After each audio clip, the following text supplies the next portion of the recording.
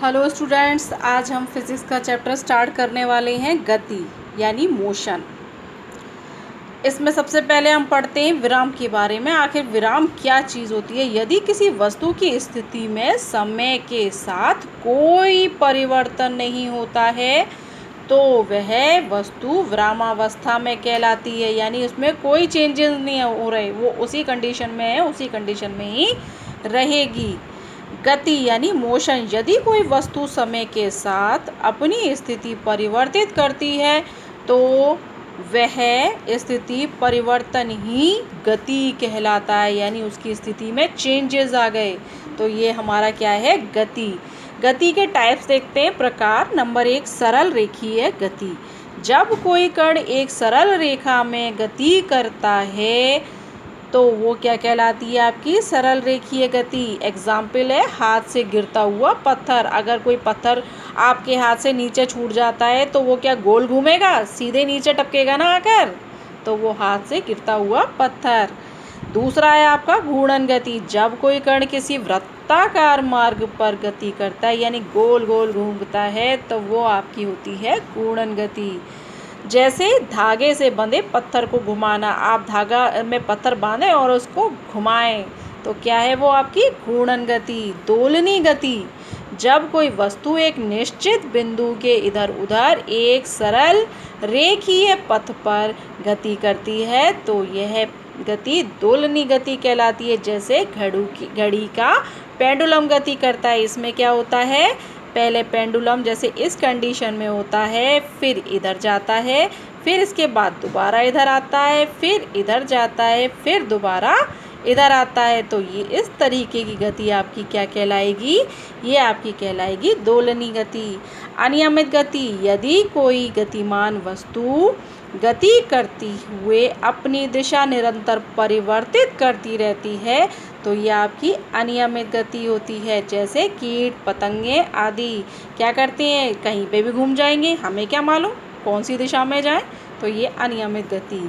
एक समान गति, यदि कोई वस्तु एक नियत समय अंतराल में प्रत्येक बार नियत दूरी तय करती है तो वो एक समान गति होती है। जैसे कि एग्जाम्पल देखें, यदि कोई बस चालक पहले घंटे में 60 किलोमीटर चलाता है और दूसरे घंटे में भी 60 किलोमीटर की दूरी तय करता है तो एक समान गति कहलाएगी। अब आते हैं हम असमान गति। ये 6 प्रकार हैं गतियों के। यदि कोई वस्तु बराबर समय अंतरालों में भिन्न भिन्न दूरियां तय करती है, जैसे कि कोई व्यक्ति पार्क में टहल रहा हो तो वो कितनी भी दूरी कितने भी समय में तय कर सकता है।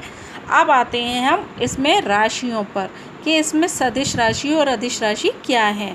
अदिश राशियाँ वे राशियाँ जिनको व्यक्त करने के लिए कोई केवल परिमाण की आवश्यकता होती है, दिशा की आवश्यकता नहीं होती, तो वो आपकी अदिश राशियाँ कहलाती हैं। एग्जाम्पल हैं द्रव्यमान, घनत्व, दूरी, चाल, आयतन, कार्य, ऊर्जा, शक्ति, ताप।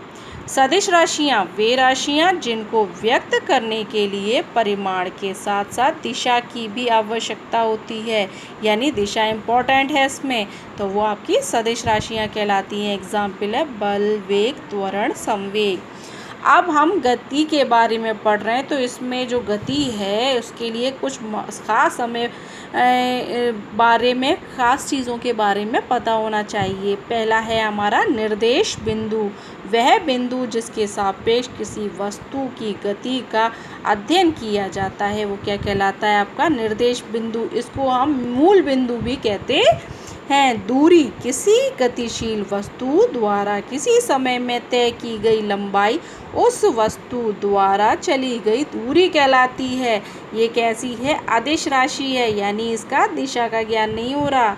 मात्रक क्या है इसका? मीटर। विस्थापन देखें, किसी गतिशील वस्तु की प्रारंभिक एवं अंतिम स्थितियों के बीच की न्यूनतम दूरी वस्तु का विस्थापन कहलाता है। न्यूनतम दूरी यानी कि पहला ये है, दूसरा ये है। अब इन दोनों में आप इस बिंदु से इस बिंदु तक आप सीधे भी जा सकते हैं, यानी ये इन दोनों के बीच की दूरी भी है। आप ऐसे भी जा सकते हैं, आप ऐसे भी जा सकते हैं, आप ऐसे भी जा सकते हैं, आप ऐसे भी जा सकते हैं। किसी भी तरीके से जाएं, जैसे कि आप आप मिठाई लेने जा रहे हैं, मिठाई वाले की दुकान है, आपके घर से इस रास्ते से भी जाती है, इस रास्ते से भी जाती है, इस रास्ते से भी जाती है। अब वो रास्ता छोटा भी हो सकता है, बड़ा भी हो सकता है। तो इसमें ये बताया गया है कि इसमें पथ जो हैं वो एक तो ये पथ है, एक ये पथ है, एक ये पथ है। अब इसमें से विस्थापन कौन सा होगा, यानी कि जो सबसे न्यूनतम दूरी होगी वो जो होगी वो आपका विस्थापन कहलाएगा, यानी विस्थापन होगा ये वाला आपका दूसरा वाला पथ, क्योंकि प्रत्येक पथ की गति अलग अलग है, जबकि विस्थापन जो है प्रथम व अंतिम बिंदु के बीच की दूरी है। ठीक है, आगे का मैं आपको नेक्स्ट वीडियो में पढ़ाऊँगी।